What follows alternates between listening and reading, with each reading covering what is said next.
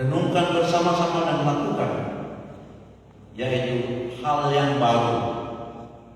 Visi ini kita semua akan sama-sama rindu untuk melakukan apa yang baru.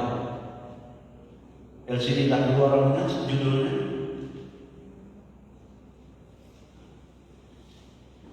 Sebuah visi untuk sesuatu yang baru kita terima dari Tuhan. Kita akan semua rindu untuk menerima sesuatu yang baru dari Tuhan.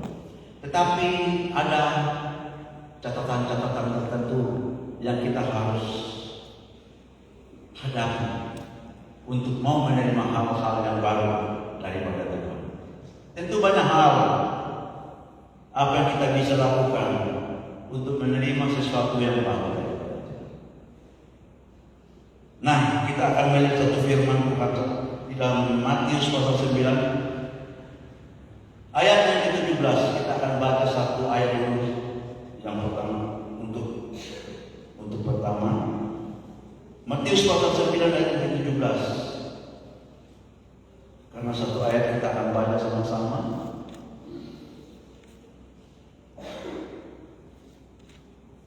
Kalau sudah dapat katakan amin. Matius 19 ayat 17. Matius pasal 9 ayat 17. Kita akan baca sama-sama 2, 3. Begitu pula anggur yang baru tidak diisikan di dalam kantong kulit yang tua. Karena jika demikian kantong itu akan koyak sehingga anggur itu terbuang dan kantong itu pun hancur. Tetapi anggur yang baru disimpan orang di dalam kantong yang baru pula, dan dengan demikian terdapat kedua-duanya. Kita boleh mengetahui apa yang menjadi perumpamaan Tuhan di setiap langkah-langkah kehidupan kita. Kita melihat di sini bahwa anggur yang baru tidak bisa diisikan masuk dalam kantong yang lama. Kita akan banyak berbicara di sini. Tentu kita tidak bisa terbelenggu dengan hal-hal yang lama, karena itu menjadi penghalang kemajuan kita atau penghalang kualitas kita untuk datang kepada Tuhan. Kalau pikiran kita selalu mengingat ke belakang atau kantong tua itu tidak bisa kita lepaskan, bagaimana mungkin hal-hal yang baru dari Tuhan itu kita bisa terima? Sedangkan Tuhan menghendaki kita akan bisa mendapatkan sesuatu yang baru. Nah, kata baru di sini ada dua hal. Yang satu berbicara tentang neos, yaitu berbicara tentang urutan hari. Misalnya besok adalah kita masuk hari yang baru. Itu neos. Berbicara tentang urutan hari, waktu yang baru kita masuk. Ini malam tidur dan kita bangun besok pagi, itulah neos atau waktu yang baru. Nah, baru yang kedua adalah berbicara tentang kainos atau kualitas. Kualitas Bapak, Ibu dan saya, Tuhan mau ada progresnya. Tuhan mau ada progres, Tuhan tidak mau kita stuck begitu saja. Ini bukan kata saya, kata Tuhan. Tuhan mau kita semakin hari semakin ada progres kita dapatkan untuk melangkah kepada Tuhan. Namun satu hal, terkadang kita terbelenggu dengan kantong yang lama, sesuai dengan pembacaan kita tadi. Nah, bagaimana mungkin kita mendapatkan hal-hal yang baru daripada Tuhan kalau kantong yang lama itu kita tidak tinggalkan atau kita tidak lepaskan?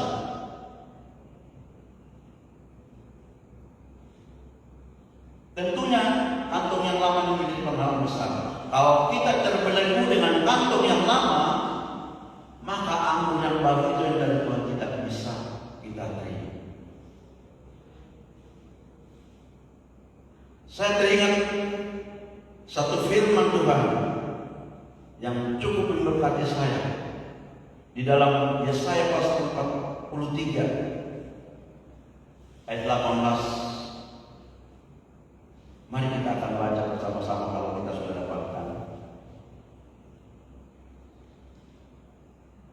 Yesaya pasal 43 ayat yang ke-18. Kita akan baca terlebih dahulu. Kalau sudah dapat katakan amin. Kita akan baca 2, 3. Janganlah ingat-ingat hal-hal yang dahulu dan janganlah perhatikan hal-hal yang dari zaman purba.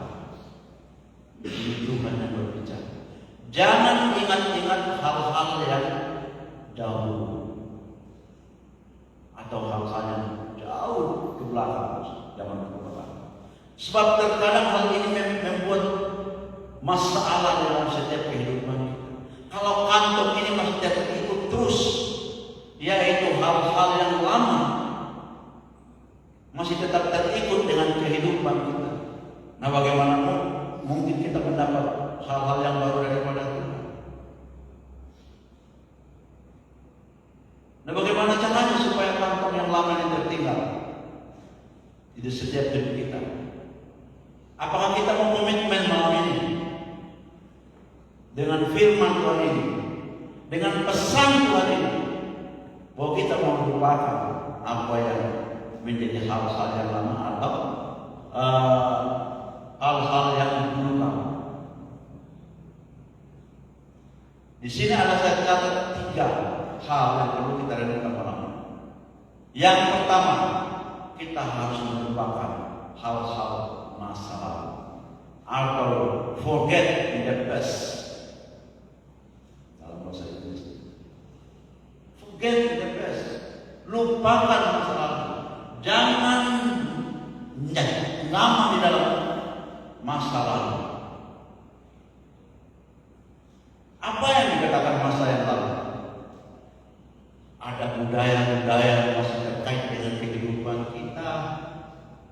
Mungkin pengaruh dari orang-orang tua kita yang disejajarkan dengan ibadah. Nah, dan itu Tuhan tidak berkenan. Tuhan mau kita tinggalkan apa yang menjadi semua masa lalu. Nah, di dalam rumah tangga terkadang timbul masalah kalau suami istri itu ungkit-ungkit masa lalu. Apalagi itu melangkah ke masa-masa mudanya. Ini terjadi permasalahan kalau masa lalu itu diungkit-ungkit atau diingat lagi. Terkadang, tetapi saya percaya malam ini semua sudah lupa tentang masa-masa lalu. Dikatakan firman-Nya, janganlah ingat-ingat hal yang dahulu dan janganlah perhatikan hal-hal dari zaman purba. Tidak, itu harus dilupakan. Oh, get in the best. Tidak perlu diingat lagi. Ini yang menjadi kesatuan. Kenapa? Kalau ini membelenggu kehidupan kita, maka kita tidak bisa mendapat hal-hal baru daripada Tuhan. Apapun kita lakukan. Kalau hal yang lama ini tetap membayang kehidupan kita, saya rasa semua kita akan mengalami hal yang sama. Bapak Ibu yang diberkati Tuhan dan dikasihi Tuhan, masalah itu seringkali hanya karena masa lalu atau masa-masa yang sudah lewat, tetapi tetap kita akan ungkit-ungkit. Itu firman Tuhan katakan, begitu pula anggur yang baru tidak diisikan ke dalam kantong yang kulit yang tua, karena jika demikian kantong itu akan koyak sehingga anggur itu terbuang dan kantong itu pun hancur. Tetapi anggur yang baru disimpan orang dalam kantong yang baru pula, dan dengan demikian terpelihara kedua-duanya. Jelas Tuhan Yesus pakai perumpamaan supaya kita menangkap dan terimplementasi kehidupan kita hari lepas hari. Dan saya percaya hal ini kita sudah lakukan, tetapi kalau belum, mulai besok kita akan praktekkan bersama-sama. Lupakan masa lalu, tanggalkan kartu kulit yang tua, tetapi masuklah di dalam hari-hari yang baru bersama dengan Tuhan untuk menerima hal-hal yang baru daripada Tuhan. Itulah yang memberkati kita. Kalau kita bisa mampu melakukan, meletakkan apa yang menjadi pesan dan Tuhan kita, maka kita akan melihat lambat atau cepat ada progres yang kita akan capai ke depan. Ada pembaharuan, ada restorasi terjadi asal kantong lama itu terlepas. Kantong lama termasuk apa saja sih? Marah-marah, tidak sepakat dengan suami istri mungkin. Itu kantong lama. Hanya mau-maunya kita saja yang bisa jadi. Utamanya kaum pria. Biasanya kita tuh mau menang sendiri. Sudah salah menangkap lagi. Ini akan kantong lama.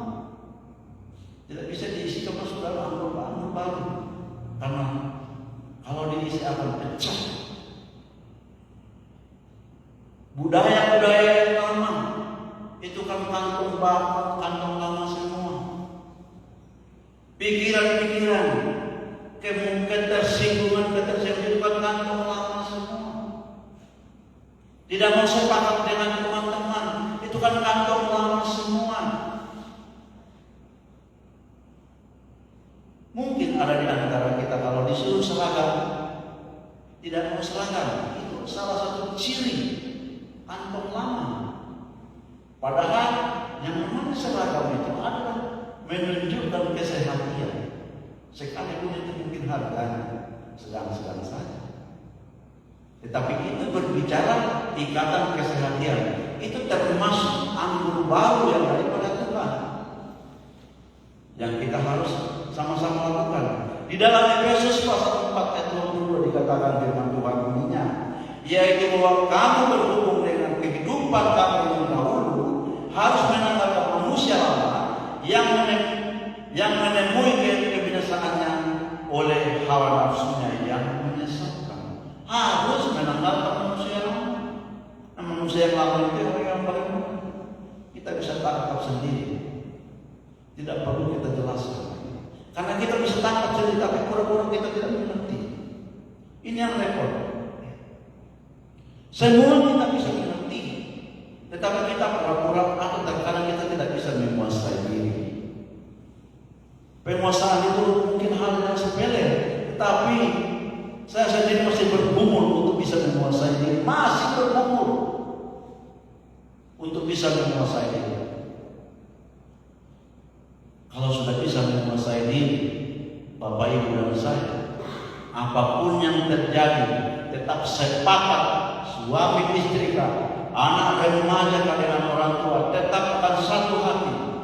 Kalau namanya sudah sepakat, artinya sudah menerima yang baru daripada Tuhan, nasihat langsung daripada Tuhan, sudah tidak ada yang lama, sudah dibuang kehidupan yang lama. Kantong yang lama itu sudah kita letakkan, sudah kita tanggalkan. Kenapa? Karena memang kita mau terima yang baru daripada Tuhan. Apakah kita tidak mau menerima yang baru? Apakah kita tidak mau progres untuk jalan bersama dengan Tuhan? Apakah kita mau begitu saja sampai terus datang pada kalian kedua?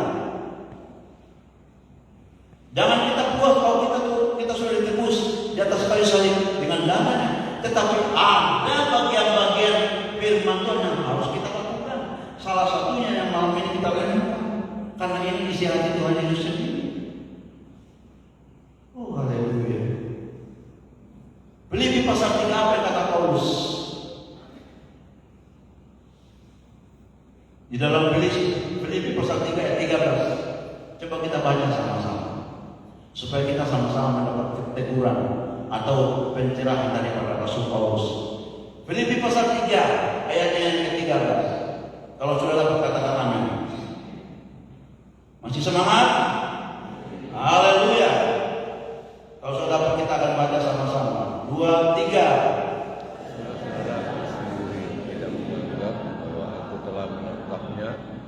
tetapi ini yang kulakukan, aku melupakan apa yang telah di belakangku dan mengarahkan diri kepada apa yang di hadapanku. Haleluya.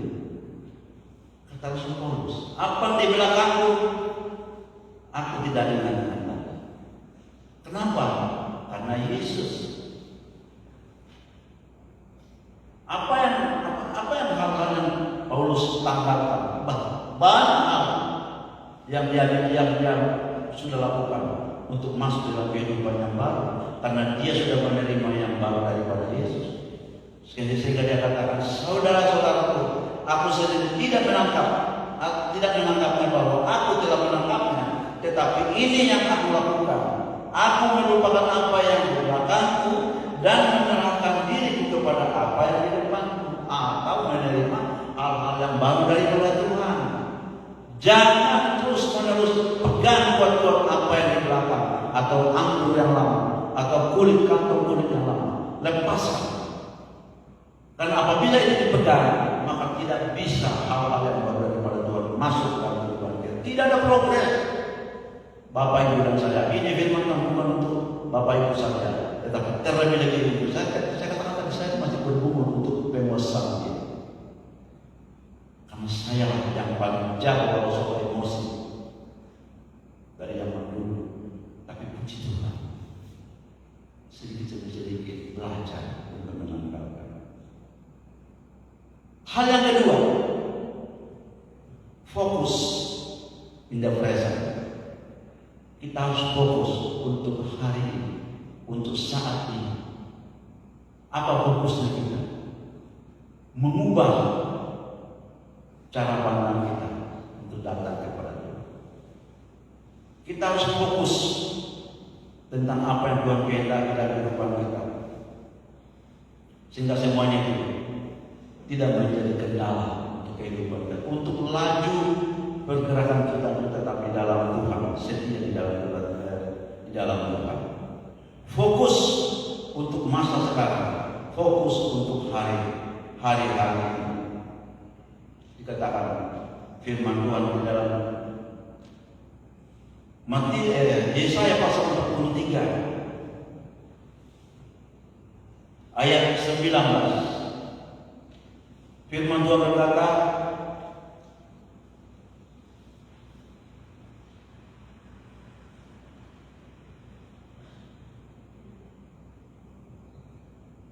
fokus untuk sekarang, fokus untuk hari-hari ini. Tinggalkan apa yang ada di depan kita.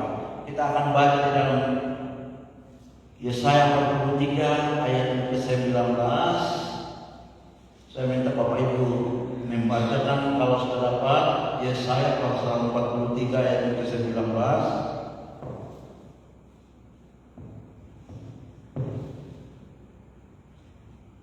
Yesaya 43 ayat ke-19.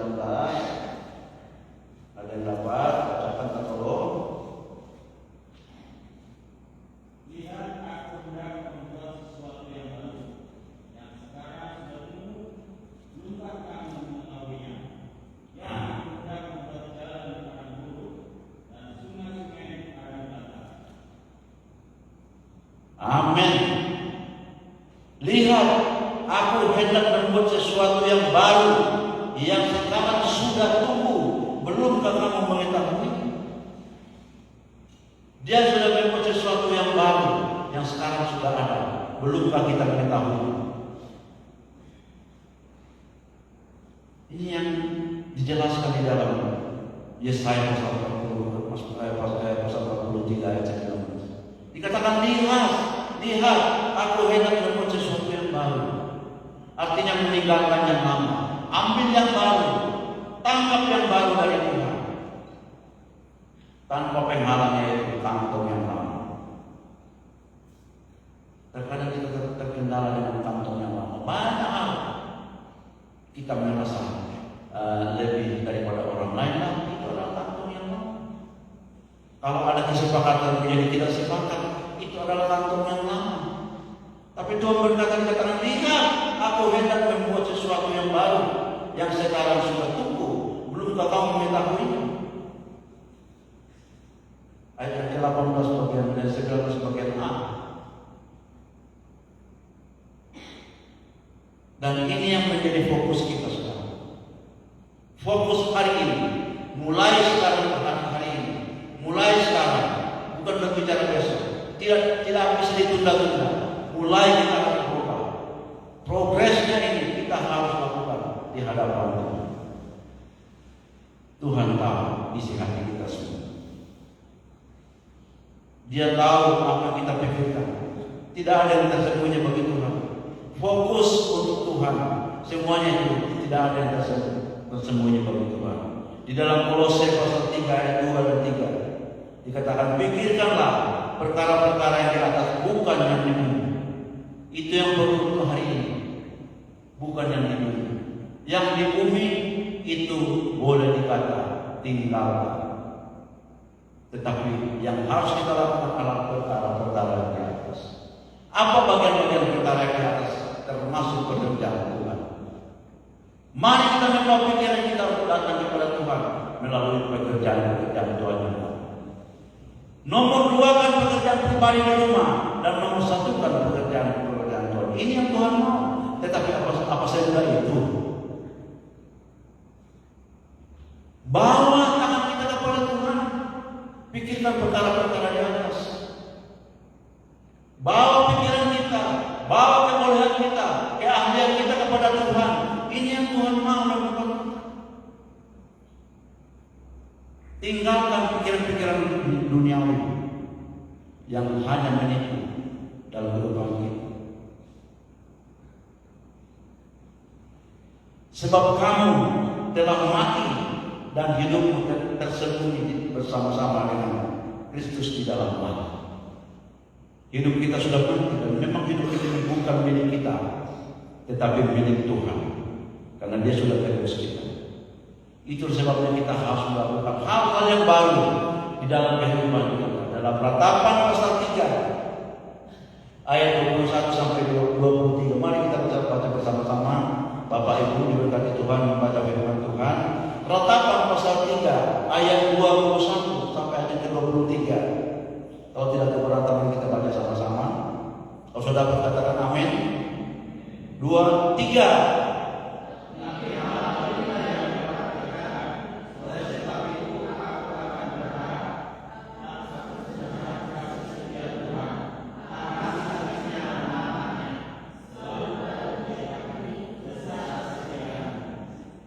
Habis-habisnya kasih setia Tuhan selalu baru setiap hari.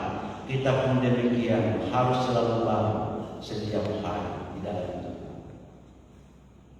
Harus sejalan, karena kita ini kan DNA Tuhan. Kita adalah anaknya Tuhan. Pada waktu kita lahir baru, kita sudah resmi menjadi anak.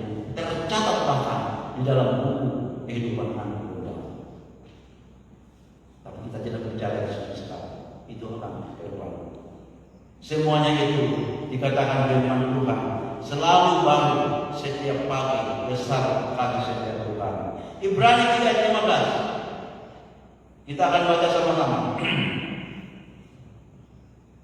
Ibrani 3 ayat 15. Kalau sudah dapat katakan amin, saya akan tunggu. 2, 3.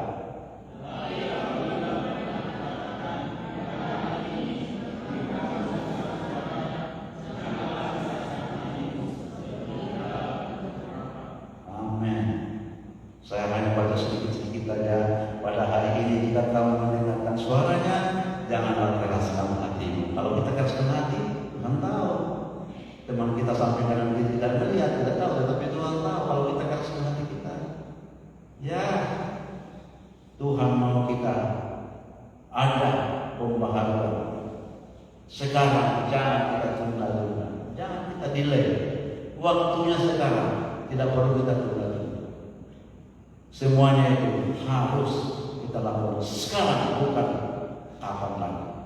Yang ketiga, fight in the future atau beriman untuk ke depan. Apa yang kita harus lakukan untuk beriman ke depan? Karena Tuhan tahu kehidupan kita. Di dalam firman yang dikatakan, ya aku hendak membuat jalan yang di padang gurun dan sungai-sungai di padang belantara. Apa persediaan Tuhan, penyediaan Tuhan bagi Bapak Ibu dan saya apabila kita di dalam pembaharuan meninggalkan kantong kulit yang lama. Ini Tuhan sudah buat. Tinggal kita menikmati sama-sama. Asal malam ini Tuhan mau tahu hati kita tidak keras. Setelah kita mendengarkan firman Tuhan, kata firman Tuhan, janganlah keraskan hatimu, tanggalkan kantong kulit yang lama, supaya hal-hal yang baru daripada Tuhan kita terima, kita nikmati, kita bersama dengan Tuhan, menikmati sukacitanya, menikmati damai sejahteranya, menikmati kesehatan, menikmati berkat-berkat jasmani, rohani dan jasmani. Tuhan tinggal mau ukur ke hati kita dengan caranya. Sampai di mana kesetiaan kita di hadapan Tuhan. Dia tahu. Tidak ada yang tersembunyi. Makanya itu kita harus tetap bergantung sepenuhnya kepada Tuhan. Amsal pasal 35. Saya akan baca. Percaya kepada Tuhan dengan segenap hatimu dan janganlah bersandar kepada perhatianmu sendiri. Percaya kepada Tuhan. Jangan kita bersandar kepada pengertian kita sendiri, kegagahan kita sendiri, cara kita sendiri, sekaya apapun orang, sehebat apapun orang, kalau tidak ada Tuhan di sana, semuanya akan sia-sia, semuanya akan stres, dan ujung-ujungnya akan, ya, apa sih ujungnya kalau sudah stres? Yang tidak bisa dilakukan menjadi dilakukan kalau sudah stres. Kenapa? Kantong lama tetap masih menggantung kehidupan kita. Tidak bisa kita lepaskan. Apa yang menjadi urusan Tuhan? Karena memang Tuhan tahu di hati kita ini. Apakah kita mengandalkan Tuhan? Apakah kita bergantung sepenuhnya kepada Tuhan? Dikatakan percaya kepada Tuhan dengan segenap hatimu, dengan segenap hati, bukan dengan separuh hati, bukan dengan separuh hati, tapi dengan segenap hati. Bapak Ibu yang bisa. Ya, apa yang kita alami pada malam hari ini, Tuhan tahu, Tuhan catat. Karena memang Tuhan tahu rancangan yang berubah itu. Ayat yang terakhir dikatakan di dalam Yeremia pasal 9:11. Karena ayat terakhir kita baca sama-sama, Yeremia pasal 9:11. Bapak Ibu dan saya semangat. Yeremia pasal 9 ayat 11. Kita baca sama-sama. Musuh dapat katakan amin. 2, 3.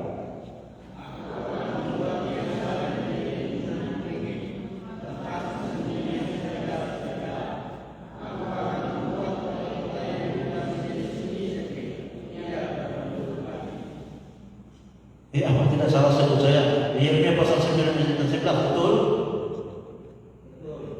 Ya, sebab aku ini mengetahui rancangan-rancanganku yang apa yang ada padaku mengenai kamu, mengenai Bapak Ibu dan saya. Demikianlah firman Tuhan, yaitu rancangan damai sejahtera dan bukan rancangan kecelakaan, untuk memberikan kepadamu hari depan yang penuh harapan. Ini janji yang kita harus nikmati. Apapun yang terjadi kegoncangan dunia ini, mau gonjang-ganjing apapun, tetapi firman Tuhan yang kita harus percaya, bukan situasi dan kondisi yang kita percaya. Mau terbalikkan dunia ini, terserah Tuhan. Tuhan punya kehendak dan kuasa. Mau bangkrutkan dunia ini, Tuhan punya kehendak dan kuasa. Tetap anak-anaknya yang nomor satu di pikirannya Tuhan, yang direnungkan Tuhan siang dan malam. Bagi anak-anak Tuhan yang setia kepada itu yang dipikirkan Tuhan. Apa ikan? Maukah kita semua di pikiran Tuhan? Maukah kita semua di pikiran Tuhan? Amin. Amin. Seperti Raja Daud, dia menemukan seorang yang berkenan di hati. Kita juga mau sebut bersama dengan Raja Daud. Kenapa Raja Daud? Dia fokus akan Tuhan. Tidak fokus akan kedudukan sebagai raja di istana, tetapi dia fokus akan firman Tuhan. Dia takut akan Tuhan. Dia tidak takut kepada saudara-saudaranya, tetapi dia takut akan Tuhan. Dia tidak cemburu kepada saudara-saudaranya, sekalipun dia tidak dihitung sebagai yang tersayang, sekalipun dia hanya sebagai penggembala kambing, hanya 2-3 ekor, tapi Daud tidak menganggap itu dihina atau disebut, tetap setia kepada. Dari situlah Tuhan melihat pada Daud, orang ini yang paling setia. Itulah sebabnya boleh menggeser posisi Raja Saul atas kualitas raja.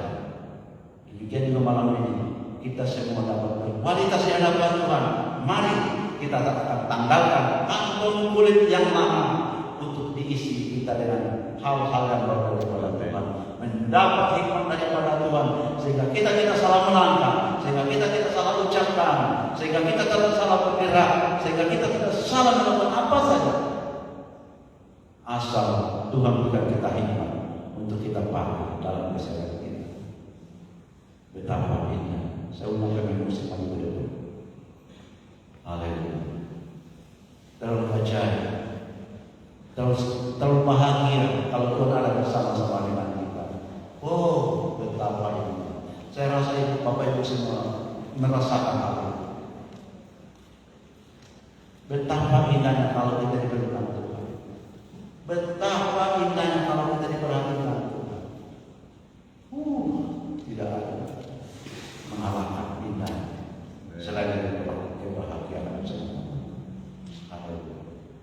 Biarlah kita naikkan komitmen kita di hadapan Tuhan dalam satu pujian, bagaikan meja nasihat kita dibentuk untuk menjadi hak orang yang meninggalkan kantong kulit yang lama. Ada amin. Tinggalkan kantong kulit yang lama. Bagaikan bencana